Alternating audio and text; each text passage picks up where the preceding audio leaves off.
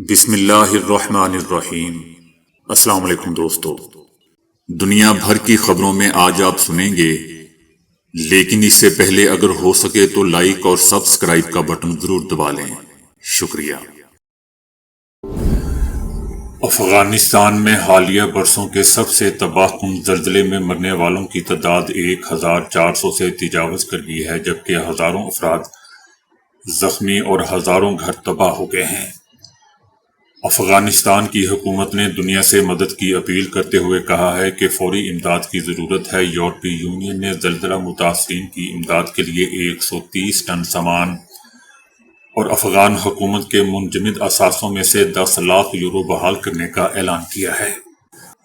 ہلال احمر افغانستان کا کہنا ہے کہ تباہ کن زلزلے سے 3251 افراد زخمی ہوئے ہیں، جبکہ 8000 سے زائد مکانات منہدم ہو چکے ہیں، جبکہ ڈر ہے کہ مزید لوگ ملبے تلے دبے ہوئے ہیں۔ اقوام متحدہ کے افغانستان میں رابطہ کار کا کہنا ہے کہ اموات میں مزید اضافہ ہو سکتا ہے۔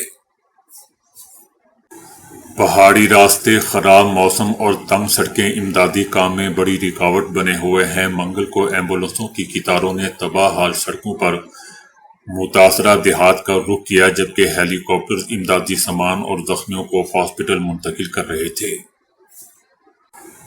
افغانستان کی طالبان حکومت نے حالیہ تباہ کن زلزلے کے بعد دنیا سے مدد کی اپیل کرتے ہوئے کہا ہے کہ فوری امداد کی ضرورت ہے۔ تاہم 2021 میں طالبان کے اقتدار سنبھالنے کے بعد سے دنیا کی جانب سے زیادہ تر نظر انداز کیے جانے کے باعث امداد کی فراہمی محدود ہے۔ یہ آفت پہلے سے مشکلات میں گھری ہوئی طالبان حکومت کے لیے ایک اور بڑا امتحان ہے، جو غیر ملکی امداد میں کمی اور پڑوسی ملکوں سے لاکھوں افغان مہاجرین کی واپسی جیسے مسائل کا ان کو سامنا ہے۔ عالمی ادارہ صحت نے کہا ہے کہ زلزلے سے 12,000 سے زائد افراد متاثر ہوئے ہیں۔ ادارے کا کہنا ہے کہ سڑکوں کی تباہی، مسلسل آفٹر شاکس اور دور دراز دیہات امداد کی ترسیل کو سخت متاثر کر رہے ہیں، جبکہ پہلے سے کمزور صحت کا نظام مکمل طور پر دباؤ میں ہے اور اب بیرونی امداد پر انحصار بڑھ چکا ہے۔ متاثرہ علاقوں میں خوراک اور خیموں کی شدید ضرورت ہے، کیونکہ گھروں کے تباہ ہونے کے بعد ہزاروں لوگ کھلے آسمان تلے زندگی گزارنے پر مجبور ہیں، اور آفٹر شاکس کا خوف الگ ہے۔ بھارت نے بھی 1000 خیمے اور 15 ٹن خوراک روانہ کی ہے، جبکہ مزید سامان بھیجا جا رہا ہے۔ چائنا، متحدہ عرب امارات، یورپی یونین، پاکستان اور ایران نے بھی امداد کا اعلان کیا ہے، تاہم یہ ابھی تک متاثرہ علاقوں میں نہیں پہنچی۔ صدر ٹرمپ کی جانب سے اس سال جنوری میں US ایڈ کے فنڈز میں کٹوتی اور دیگر غیر ملکی امدادی پروگراموں میں کمی سے شدید نقصان افغانستان کو اٹھانا پڑا ہے۔ نیتن یاہو کو اپنے ملک کی جانب سے غزہ پر مسلط کردہ جنگ کے دوران ہمیشہ امریکہ کی غیر مشروط حمایت پر بھروسہ رہا ہے۔ امریکی صدر جو بائیڈن کی انتظامیہ نے اگرچہ کبھی کبھار غزہ میں اپنے پیدا کردہ بحرانوں پر بیزاری کا اظہار کیا تھا، لیکن صدر ٹرمپ کی انتظامیہ نے ایسی کسی ہچکچاہٹ کا مظاہرہ نہیں کیا ہے، بلکہ اس نے فروری میں یہاں تک کہہ دیا کہ غزہ کی پوری آبادی کو نسلی طور پر صاف کر دینا چاہیے۔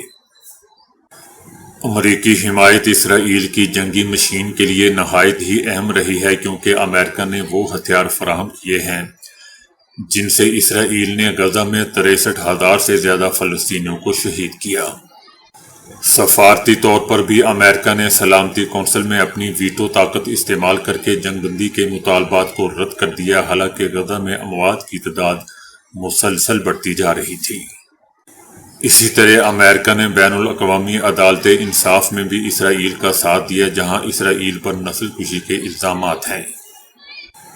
کئی مغربی ریاستیں جو شروع میں اسرائیل کی حمایت کرتی تھیں، اب بے بس محسوس کر رہی ہیں اور دراصل اسرائیل کے زوال کی خواہشمند ہیں۔ کئی ممالک حتیٰ کہ جرمنی کے لیے بھی جنگ کے بعد کا وہ رشتہ جو اسرائیل سے بندھا ہوا تھا اب اتنا کمزور ہو چکا ہے کہ امریکہ کے بغیر شاید ہی برقرار نہ رہے۔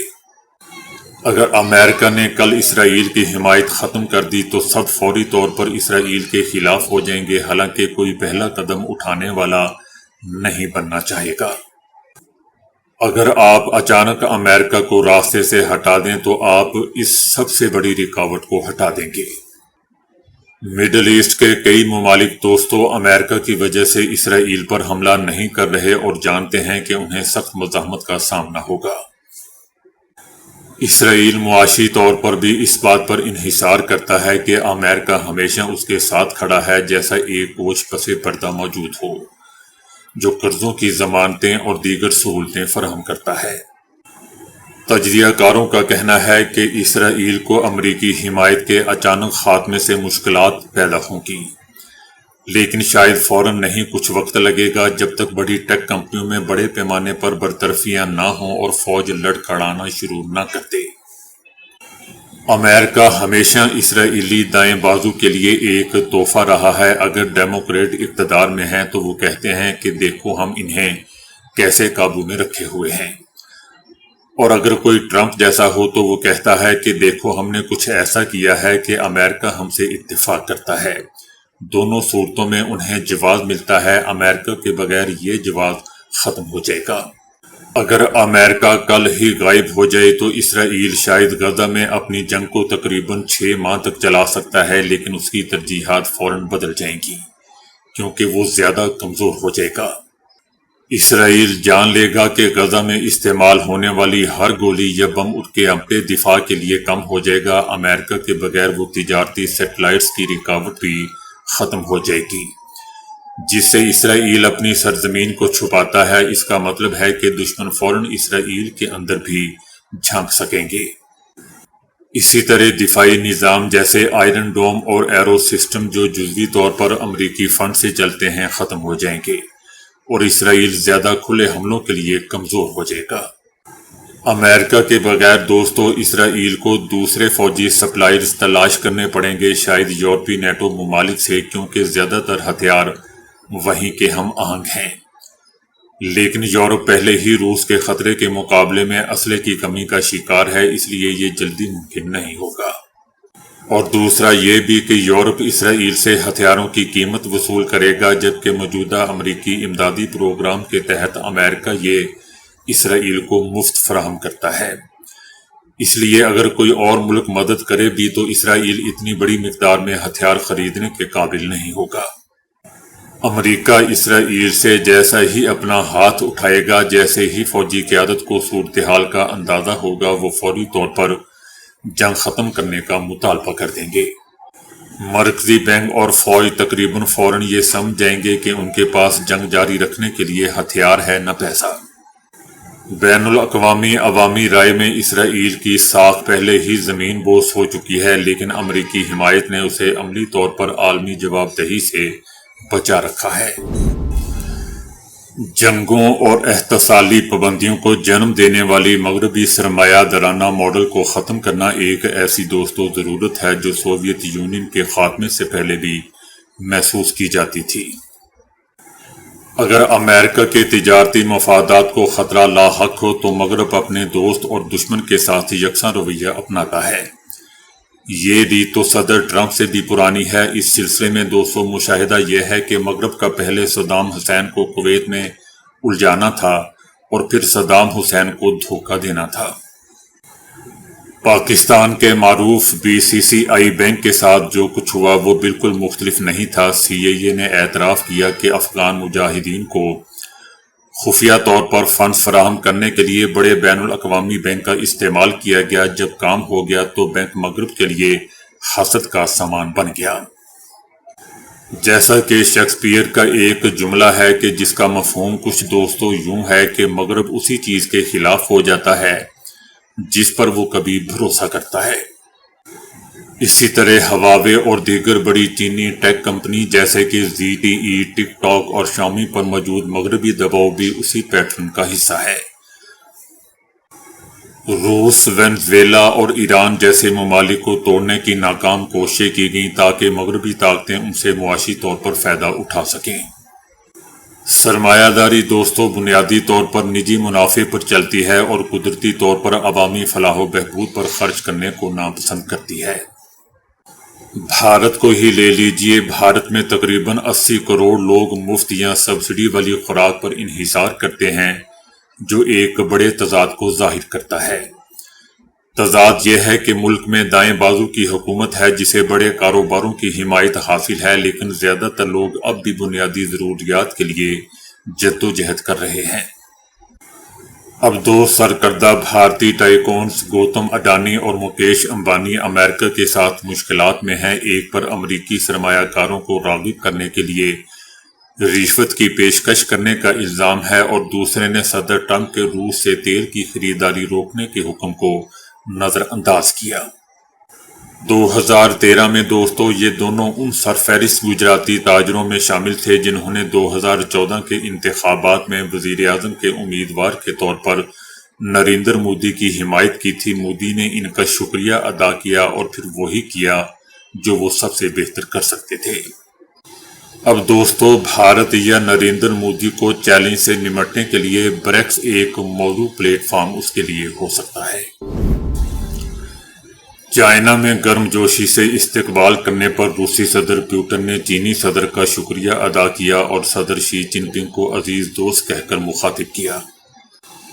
صدر پوٹن کا کہنا تھا کہ روس چائنا تعلقات اس وقت تاریخ کی بلند ترین سطح پر ہیں اور دونوں ممالک کے قریبی شراکت داری کی نوعیت بھی ایک ہے۔ روسی صدر پوٹن کا کہنا تھا کہ چائنا اور روس کا دوسری جنگ عظیم کی سالگرہ ایک ساتھ منانے کا فیصلہ خصوصی اہمیت رکھتا ہے۔ صدر پوٹن کا دوستوں کل فوجی پریڈ میں بھی شریک کا ارادہ ہے، جس میں شمالی کوریا کے سربراہ کم جونگ ان سمیت دیگر کئی عالمی رہنما بھی شریک ہوں گے۔ برطانیہ نے کہا ہے کہ اگر غزہ میں جنگ بندی پر کوئی پیش رفت نہ ہو سکی تو برطانیہ اس ماہ ہونے والی اقوام متحدہ کی جنرل اسمبلی اجلاس میں فلسطینی ریاست کو باضابطہ طور پر تسلیم کرنے کا اعلان کر دے گا۔ برطانوی وزیر خارجہ کا کہنا ہے کہ غزہ میں ہر گزرتا روز مزید تباہیاں لا رہا ہے۔ خوراک کی کمی سے غزہ کے 5 سال سے کم عمر 1,32,000 سے زائد بچوں کو جان کا خطرہ ہے، جبکہ اسرائیلی حکومت غزہ میں ضروری امداد کی فراہمی سے مستقل انکاری ہے۔ برطانوی وزیر خارجہ کا کہنا تھا کہ غزہ میں جاری قحط قدرتی نہیں ہے، یہ 21ویں صدی میں انسان کا بنایا ہوا قحط ہے۔ ان کا کہنا تھا کہ غزہ میں فوجی کارروائیاں فوری طور پر روکی جائیں۔ امریکی صدر ٹرمپ نے ایک اپنے تازہ انٹرویو میں کہا ہے کہ 2023 میں 7 اکتوبر کو حماس کے حملے کے بعد سے اسرائیل کے لیے ہمدردی پیدا ہوئی تھی، لیکن وقت گزرنے کے ساتھ ساتھ لوگ اسے بھولتے جا رہے ہیں۔ صدر ٹرمپ کا کہنا تھا کہ ماضی میں اسرائیل امریکی کانگریس میں سب سے طاقتور لابی ہوا کرتا تھا اور سیاستدان اس کے خلاف بات کرنے سے ڈرتے تھے۔ صدر ٹرمپ کا کہنا تھا کہ اب حالات یکسر بدل چکے ہیں اور اسرائیل کی لابی خاص طور پر کانگریس میں کافی کمزور ہو چکی ہے۔ صدر ٹرمپ کا کہنا تھا کہ اسرائیل اگرچہ غزہ کی جنگ میں اپنے آپ پر فوجی اعتبار سے کامیابیاں حاصل کر رہا ہے، لیکن دنیا کی نظر میں وہ یہ جنگ ہار رہا ہے۔ غزہ میں جنگ جاری رکھنے سے اسرائیل کی ساکھ بری طرح متاثر ہو رہی ہے، انہیں اب یہ جنگ ختم کر دینی چاہیے۔ صدر ٹرمپ کا کہنا تھا کہ یہ جنگ اب اسرائیل کو شدید نقصان پہنچا رہی ہے۔ صدر ٹرمپ کا کہنا تھا کہ اگر اسرائیل مزید عالمی تنقید سے بچنا چاہتا ہے تو جنگ اب ختم کر دے۔ دوستو، یاد رہے کہ غزہ میں جنگ کے طویل ہونے سے نہ صرف امریکہ اور برطانیہ بلکہ دیگر مغربی ممالک میں بھی اسرائیل کے خلاف رائے عامہ بڑھتی جا رہی ہے۔ فرانس، برطانیہ اور بیلجیم جیسے اہم اتحادی ممالک نے بھی اعلان کر دیا ہے کہ وہ اقوام متحدہ کی جنرل اسمبلی میں فلسطینی ریاست کو تسلیم کریں گے، جو اسرائیل کے لیے ایک بڑا سفارتی دھچکا ہے۔ بھارتی فوج کے ریٹائرڈ لیفٹیننٹ جنرل کمل جیت سنگھ نے دوستو انکشاف کیا ہے کہ بھارت پانی کو ہتھیار کے طور پر استعمال کر کے پاکستان کو نقصان پہنچا رہا ہے۔ ریٹائرڈ جنرل کا کہنا تھا کہ بھارت کے پاس پانی روکنے اور چھوڑنے کی بھرپور صلاحیت ہے۔ ان کا کہنا تھا کہ بھارت اچانک پانی روک لے گا اور پھر پاکستان کی طرف چھوڑ دے گا، جس سے سیلاب آئے گا اور پاکستان اس پانی کو سنبھال نہیں سکے گا، جو کہ ویسا ہی ہو رہا ہے۔ ریٹائرڈ جنرل کا دوستو یہ بھی کہنا ہے کہ بھارت فصلوں کے موسم میں پانی روک سکتا ہے اور بارشوں کے موسم میں جب پانی کی ضرورت نہیں ہوتی تب چھوڑ سکتا ہے تاکہ پاکستان کو زیادہ سے زیادہ نقصان پہنچایا جا سکے۔ ریٹائرڈ جنرل کا یہ بھی کہنا تھا کہ سندھ طاس معاہدہ عالمی معاہدہ نہیں ہے بلکہ دو طرفہ معاہدہ ہے، اس لیے بھارت اپنی مرضی سے پانی روکنے یا چھوڑنے کا فیصلہ کر سکتا ہے۔ دوستو یاد رہے کہ حالیہ دنوں میں بھارت نے دریائے راوی، جہلم، ستلج اور چناب میں پانی چھوڑا ہے، جس سے پاکستان میں غیر معمولی سیلابی صورتحال پیدا ہوئی، درجنوں افراد مارے گئے، کھیت تباہ ہوئے اور گھروں کو نقصان پہنچا۔ تو دوستو ابھی کے لیے اتنا ہی۔ ویڈیو کو لائک اور شیئر کرنے کا بہت بہت شکریہ۔